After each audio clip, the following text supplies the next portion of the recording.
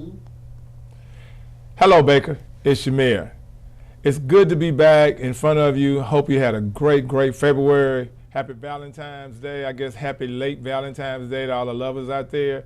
We have a great show in store for you tonight. With me, I have one of my good friends who's a part of just a real super stakeholder in a partnership in Baker. We have Mr. Gerard Melanson. Yes, sir. From BRCC. How you doing? Man, I'm doing great, Mayor. Right. How's everything going? Man, everything's been well. Once again, thank you for inviting us for BRCC. It's been a while since we talked, last time we talked, but Right. you know, I just realized we've been working on this project since 2012, and I think we started training Right. by with the gift from the city of Baker, probably 2013. So almost 7 years. 7 years. We've been partnering with the city. Ever since I got here, I met you down there. And for you guys who don't know, the former mayor, he turned an old fire station. It was an old fire station. And he rehabbed it and he turned it into a workforce development center. Yes, sir. And yes. you guys have been providing the education that we need for job skills in this city for 13 years now. Yeah. Well, it's 2020 for the last 8 years. Yes, sir. So tell me a little bit about, so you moved up a little bit, huh? What's your title now? Yeah, so I guess my official title was the Executive Director for Workforce Development at BRCC, and Right. now I'm blessed to have the opportunity to serve as the Vice Chancellor for Workforce Solutions at BRCC. So that's a combination of all the non-credit workforce industry-based certifications that we're providing, compressed training, night training that we do at BRCC, but also we do customized training for companies, and we call our contract training unit. Right. And so we specialize in that too, and that's underneath me. I have a great team on both sides of our unit. And so yeah, we're just busy, just out there trying to build the workforce, help support and help our companies grow within this region. Right. But particular, you know, we're continually doing a lot of training at that workforce development center that y'all are housing us. And it's been a good place for us. You know, do you remember, were we the first, was Baker the first to start the workforce development training center? Yes, in this model of kind of with a school and with the city, I think we're probably, within the state, I think we're probably one of the first in the state to do Right. this type of model. Some schools are working at high schools and stuff Right. like that, but actually having the city underwrite the cost of the housing of the building Right. through the Louisiana Community Technical College system, I think we're kind of the only one that has Right. this great partnership. And, Right. you know how it worked, that y'all helped us renovate, made that building state of the art. Right. The shell, the outside, inside, is a beautiful training space. Right.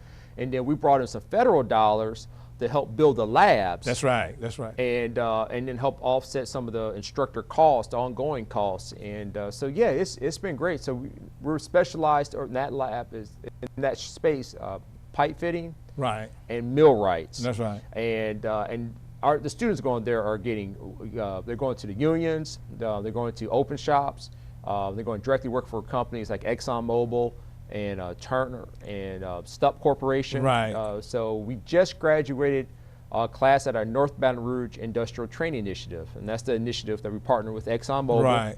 And they've been doing direct hires now. So you go through the millwright training, and then you go right into their apprenticeship program. So, and we're doing that right at the Baker Center, and it's been a great partnership, because people don't, for this area, they're not Right. fighting that traffic. They That's go right. across town. That's right. And then some people from Mississippi. That's right. They come down to Woodville and all that area. Just come right there, get state-of-the-art training. We've got very passionate instructors. Right. And they can work and stay and work with this region. And if their families in Baker, they can walk there. So. Okay, so when we're going to start again, I think we got a new class coming up. You got a new class starting here in the next couple of weeks. Yes. So we just started a new millwright class. Right. We're actually March 16th. We're going to have our level 1 pipe fitting class. Right. Pipe fitting is a high growth, high demand career. So all those pipes you see at ExxonMobil or at Stupp Corporation or BASF, that's product that they make. Right. And between the pump and the converter, the catalytic converter, not the catalytic, but the distillation tower or whatever. Right. That's processing. There's pipes. Right. Those pipes wear out. So they always constantly got to replace those pipes, update those pipes, and maintain those pipes. So pipe fitting is just, it won't go away. And right. you can't have a robot to do that to do that work. And we have our companies that compete around the globe. So if you're a pipe fitter in this region, you're very well respected. You can go anywhere in the world to be a pipe fitter. But a lot of work in this region. I remember being in a meeting with Adam Knapp, and we talked about the industries that were taking off in Louisiana. And these two industries, these two careers that we're doing down here with workforce development, they're in high demand. Yes. People are looking for these guys, and ladies too, to come out and do this. What are the plans for BRCC to expand this and bring in other industries here? What's the plans for that? So we're constantly looking to tweak our portfolio of training. So right now we're doing a lot of work with Apprenti, where we're doing a customer service technology, customer service piece of it. Also within the unit, we brought in more allied healthcare training. So from certified medical assistant training that we're doing, and then our traditionals like phlebotomy, pharmacy tech, and then medical building coding. We're specialized in those. And we got classes for those we're offering in end of March 30th, for those. Now those classes are going to be close to here, still North Baton Rouge. Not as far as our mid-city campus, but it's going to be our renovated campus on Acadian and Winburn. That's right. There's a North Baton Rouge. It used to be the old Votech school. And we merged probably about 2013 with that school, and we just spent about $8 million renovating that space for North Baton Rouge.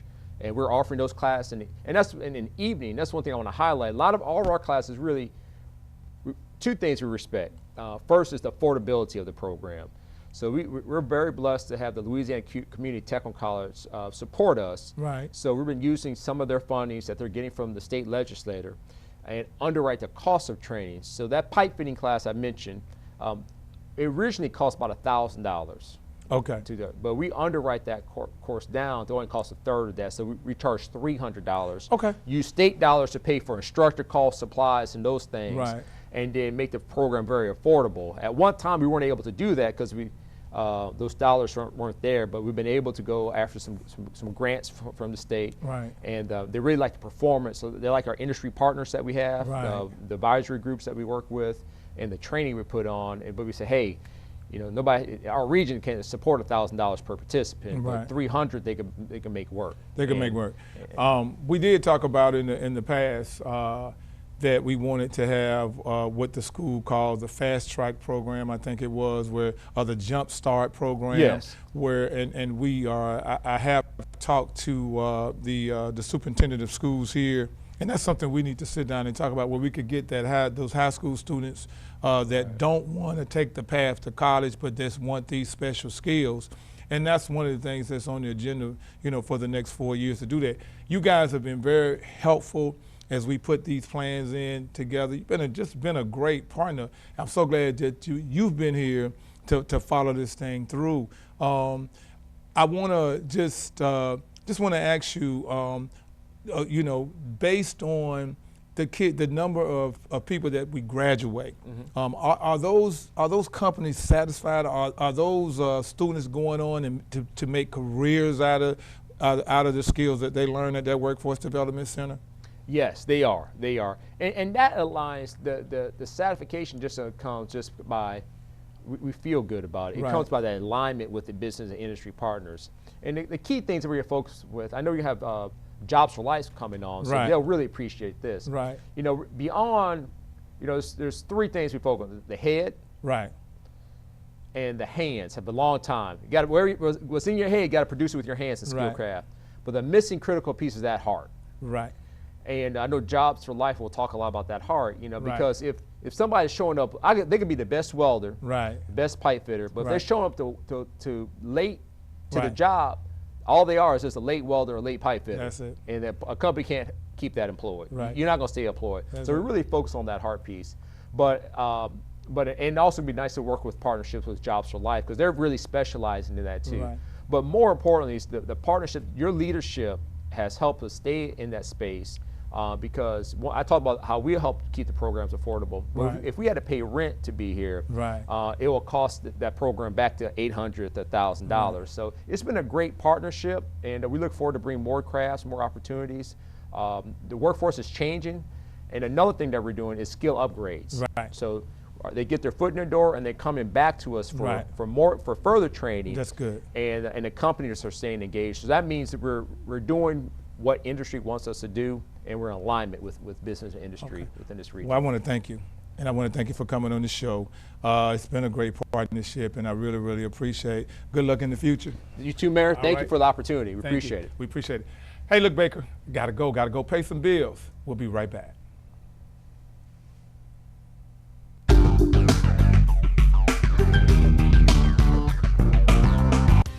Are you looking to build or purchase a home? You need to take a hard look at Baker. Small town atmosphere that's good for families. Baker has everything you need. Shops, doctors, hospitals. It's near the airport and a stone's throw from downtown Baton Rouge. No traffic hassles and lots of community activities to be involved in. Ranked as one of the safest cities in Louisiana by Home Security Advisor, Baker and families are moving forward together.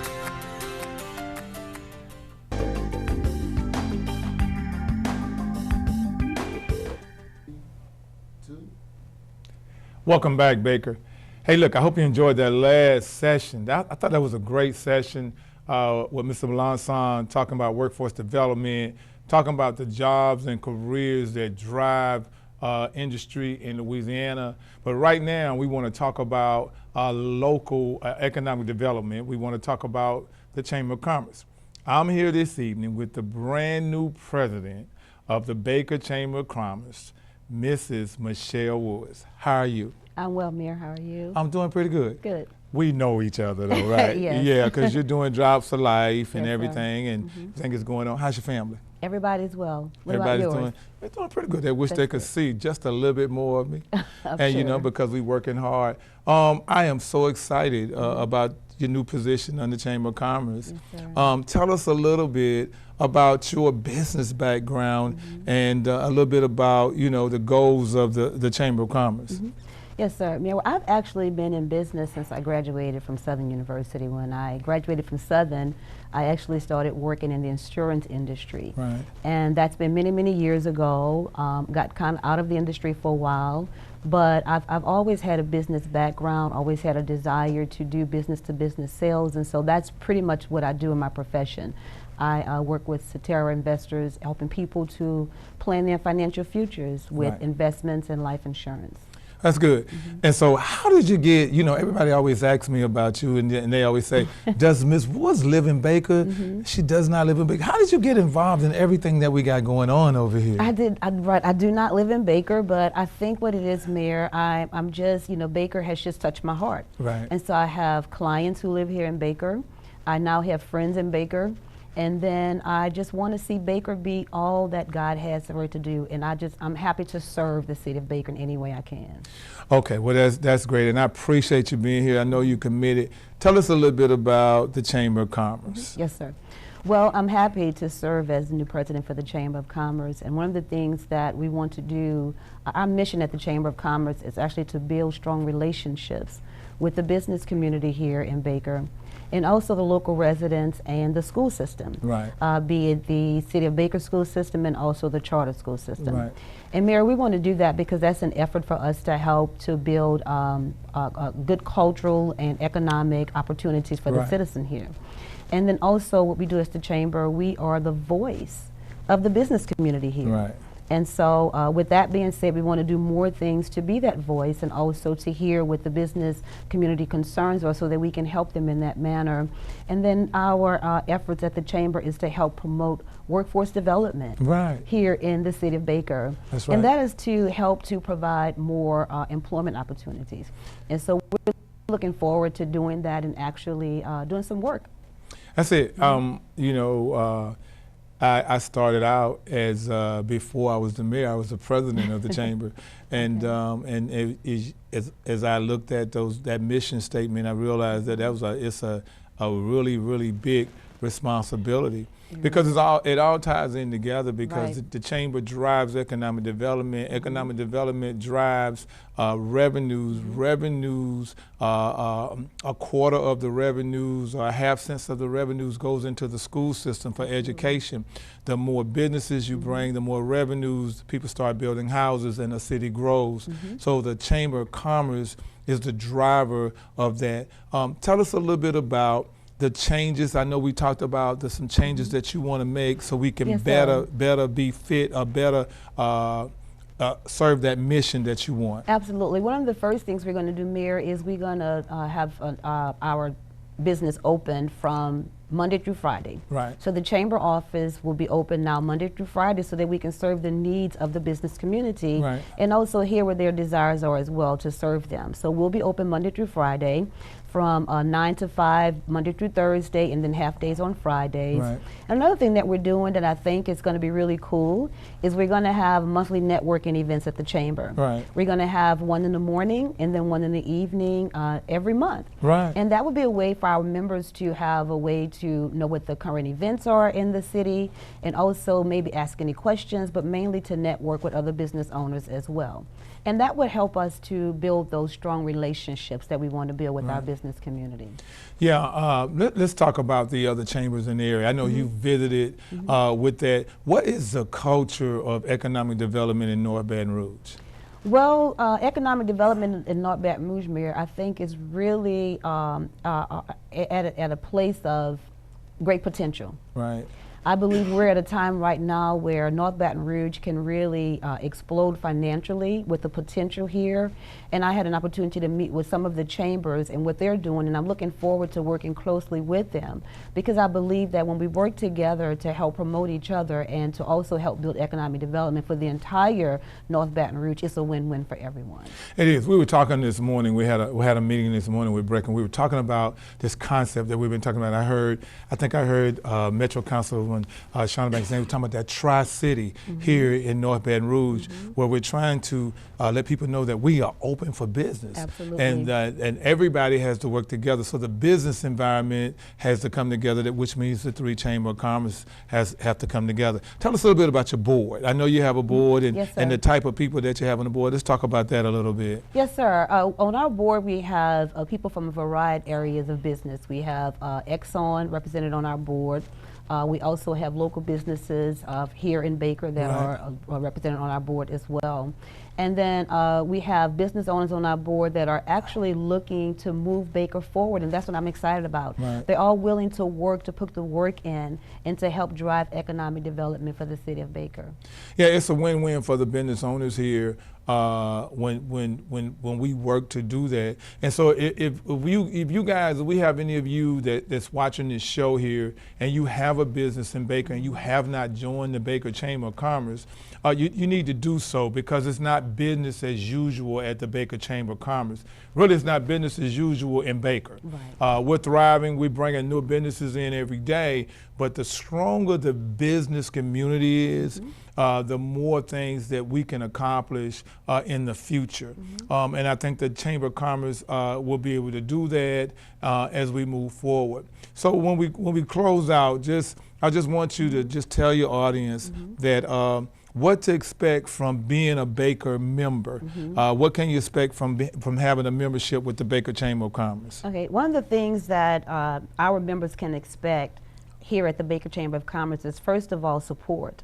We want to let you know that we're here to support your business, to help your businesses to grow, and also to help you fulfill the business vision that you have for your business here in the city of Baker. We want to help with that. And also we want to help to network with their businesses as well, to help them to help promote their businesses with other businesses in Baker and those beyond Baker, because some people ride through Baker and they may want to get the services that our businesses are offering here.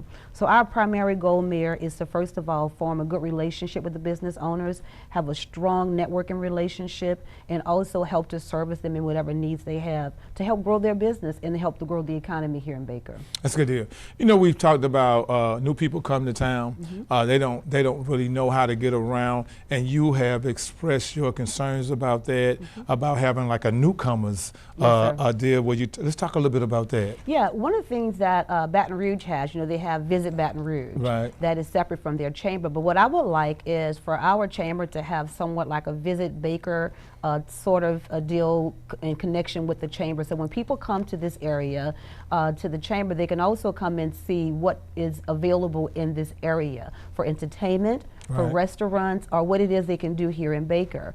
And so kind of like a one-stop shop for not just for chamber information, but also for a visiting place as well. Good deal. Chamber Champions. Yes, sir. That was a good deal. I mean, Yes. that was a good deal. Tell us a little bit about your plans for the Chamber Champions. Yes, we're excited about the Chamber of Champions, Mayor. I know that that was a vision that that you really had to help with this, and we thank God that we're able to partner with you with it. Right. And so that's where the Chamber actually works with the city to choose a few students from the local high school here in Baker, and during the summertime we actually employ them and allow them to have some great job training, on-the-job training, and help them to develop those skills that they're going to need in life.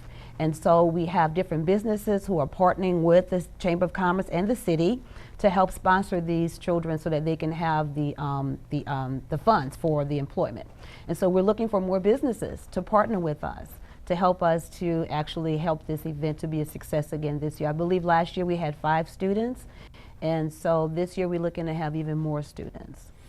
You know what's amazing is sitting here and I listen to you, and you sound just like me. You've been around me, but you got the vision. I'm glad when I run this last time, this is probably going to be it, because you probably could come up and take me out of here. You know what I'm saying? I don't know about that, Mayor.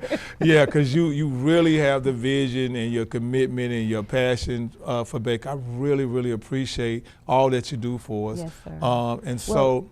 Well, Mayor, I just got to say this. One thing that my pastor has taught me when serving him is you have to have the heart for the person that you're serving. Right. And so that's one thing that I ask God to help me to have the heart for you and the people of Baker as well, to serve them. Right. And so I appreciate what you're saying, because that's what I want to do. That's a good deal. So, ladies and gentlemen, here we have it. We have the brand new president of the Baker Chamber of Commerce, and she's put it out there. And so they're going to put some information up on the screen so you can get in contact with her. And if you can't, can you contact her with that number, call City Hall, because Baker Chamber of Commerce is up and running. Yes. So you guys, I hope you enjoyed this part of the show. And I got something special for you. I'll be right back. Let me pay a couple of bills.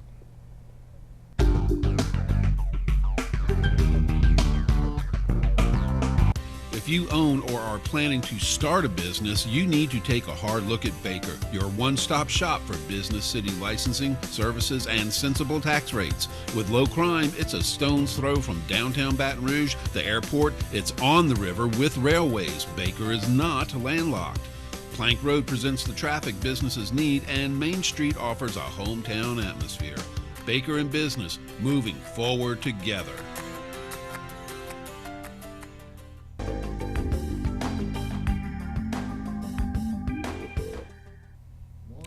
Welcome back, Baker. And this is a Baker African American history moment. Did you know?